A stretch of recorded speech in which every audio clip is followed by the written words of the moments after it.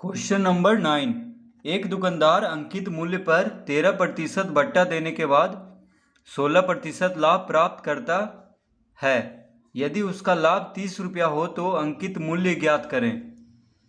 तो question number 9 में देखिए हम लिखेंगे, हमसे अंकित मूल्य ज्ञात करने के लिए कह रहा है, तो हम लिखेंगे माना कि अंकित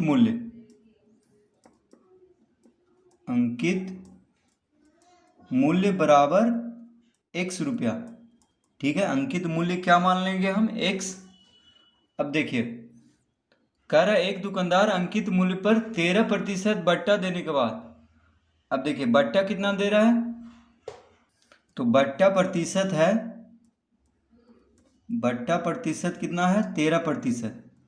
ठीक है, तो देखिए हम बट्टा निकाल लेंगे तो बट्टा कितना हो जाएगा, तो बट्टा बराबर होता है अंकित मूल्य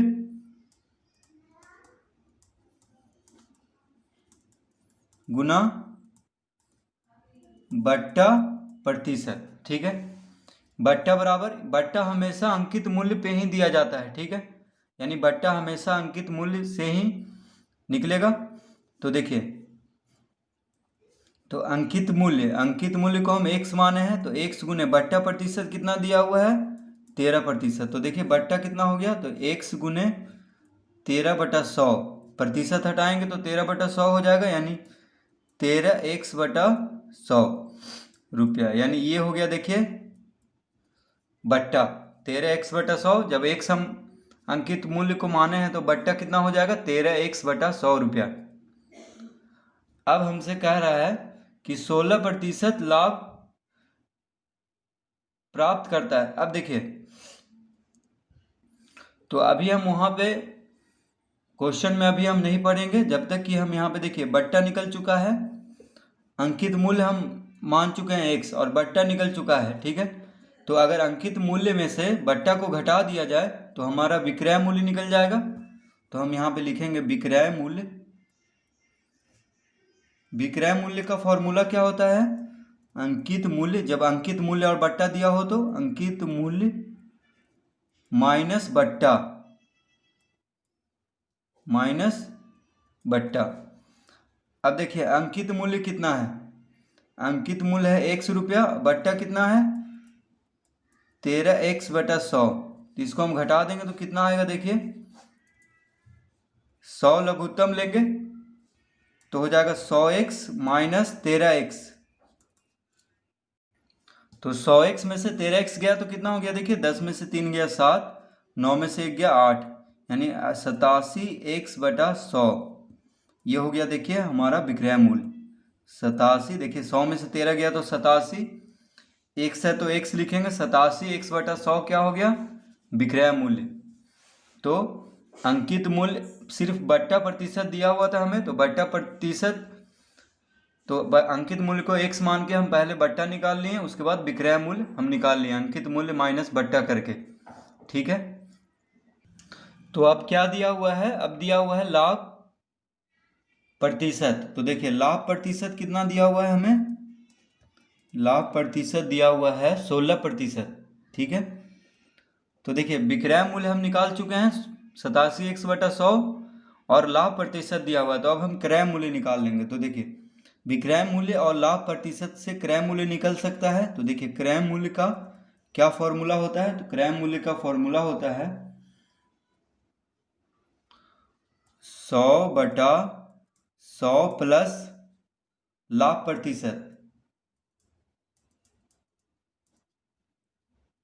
100 प्लस लाभ प्रतिशत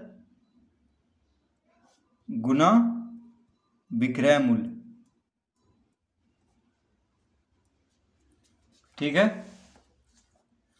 तो देखिए क्रय मूल्य हमें निकालना है, तो 100/100 प्लस लाभ प्रतिशत कितना है 16 गुना विक्रय मूल्य कितना निकाले थे हम 87x/100। तो यहाँ पे हम लिखेंगे 87x/100। तो कितना हो जाएगा, देखिए 100/100 प्लस 16 कितना हो गया 116 गुना 87x/100। ठीक है, तो देखिए 100 से 100 खत्म हो गया, 100 से 100 खत्म, क्योंकि गुना में है। तो देखिए 29 तिया 87, तो हम काट देंगे 29 तिया 87 और 29 चौक, ठीक है, 29 चौक कितना हो जाएगा 116। तो हम यहाँ पे देखिए 4 लिखेंगे, 29 तिया 87 कट चुका है, 29 चौक 116, ठीक है। तो कितना आ गया देखिए, आ गया यहाँ पे क्रय मूल्य कितना आ गया 3x/4 रुपया। तो क्रय मूल्य निकल चुका हमारा, ठीक है, 3x/4 रुपया। और विक्रय मूल्य तो हम पहले ही निकाले थे। अब देखिए, तो विक्रय मूल्य माइनस क्रय मूल्य क्या होता है, लाभ। तो लाभ दिया हुआ है, देखिए लाभ बराबर हमें दिया हुआ है कितना 30 रुपया, ठीक है। लाभ कितना दिया हुआ है 30 रुपया। तो हम जानते हैं कि लाभ बराबर क्या होता है, लाभ बराबर होता है विक्रय मूल्य माइनस क्रय मूल्य, यानी क्रय मूल्य से जब विक्रय मूल्य ज्यादा हो तब लाभ होता है, ठीक है। तो लाभ हमें दिया हुआ है, देखिए क्वेश्चन में 30 रुपया लाभ दिया हुआ है और लाभ प्रतिशत दिया हुआ था कितना 16%। देखिए अभी हम लगाए थे। तो अब हम ये फॉर्मूला लगाएंगे, लाभ बराबर विक्रय मूल्य माइनस क्रय मूल्य। तो लाभ कितना दिया हुआ है देखिए 30 रुपया, तो हम यहाँ पे लिखते हैं 30 बराबर विक्रय मूल्य, विक्रय मूल्य कितना है देखिए, विक्रय मूल्य है 87x/100, क्रय मूल्य हम कितना अभी निकाले हैं 3x/4, ठीक है। तो हम यहाँ पे देखिए विक्रय मूल्य के जगह पे विक्रय मूल्य, ठीक है। देखिए विक्रय मूल्य हम अभी निकाले थे 87x/100 और क्रय मूल्य हम अभी यहाँ पे निकाले हैं, देखिए 3x/4 रुपया क्रय मूल्य। तो अब हम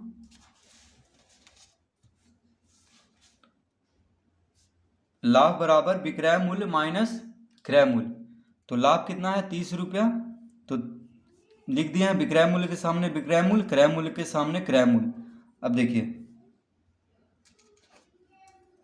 तो 30 बराबर कितना हो जाएगा यहाँ पे 100 और 4 का लघुत्तम लेंगे तो 100 आएगा, ठीक है।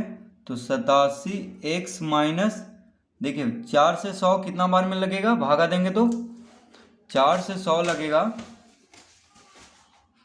25 बार में, ठीक है। तो 25 दिया कितना होता है 75, तो 75 x हो जाएगा। तो यहाँ पे अब लिखेंगे हम 30 बराबर 87 में से 75 गया तो 7 में से 5 गया 2, 8 में से 7 गया 1, देखिए 75 10 85 और 2 87, यानी 12x/100। तो अतः x बराबर कितना आ जाएगा, देखिए x बराबर आ जाएगा 30 गुना 100/12, ठीक है। x बराबर देखिए 100 भागा में है तो गुना में हो जाएगा, 12 x के साथ गुना में है तो 12 क्या हो जाएगा भागा में, ठीक है। इधर उधर जाके यानी दायां से बायां जा करके देखिए 100 भागा में है तो 30 के साथ गुना में हो जाएगा, x के साथ 12 गुना में है तो 12 क्या हो जाएगा भागा में। अब इसको हम काट देंगे, तो 4 तिया 12, 25 चौक 100, 3 से 10, यानी कितना आ गया देखिए x बराबर आ गया 250 रुपया, ठीक है। या रुपया हम अभी नहीं लिखेंगे, ठीक है। x बराबर हम मान लेते हैं सिर्फ 250 आया है। तो x हम क्या किसको माने थे, तो देखिए शुरू में हम क्या माने थे, माना कि अंकित मूल्य बराबर x, यानी x रुपया, ठीक है। तो x के जगह पे कितना आ गया 250, तो अंकित मूल्य कितना हो गया देखिए x रुपया माने थे हम, तो x बराबर 250 रखेंगे, तो 250 रुपया हो गया अंकित मूल्य, ठीक है। इसलिए हम रुपया देखिए उसमें हम नहीं लिखे क्योंकि हम यहाँ रुपया मान चुके हैं, इसीलिए बस x के जगह पे हम 250 रख देंगे। तो लिखेंगे हम अतः अंकित मूल्य बराबर 250 रुपया। तो इस तरह से हम हल करेंगे देखिए, ठीक है। पहले हम क्या करेंगे देखिए, फिर से एक बार देख लेते हैं।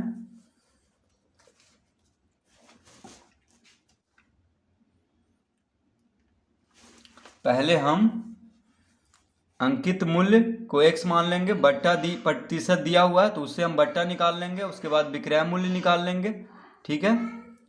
और उसके बाद दिया हुआ है लाभ प्रतिशत। देखिए लाभ प्रतिशत दिया हुआ है 16%, तो क्रय मूल्य हम निकाल लेंगे विक्रय मूल्य की मदद से, ठीक है। उसके बाद लाभ बराबर विक्रय मूल्य माइनस क्रय मूल्य, तो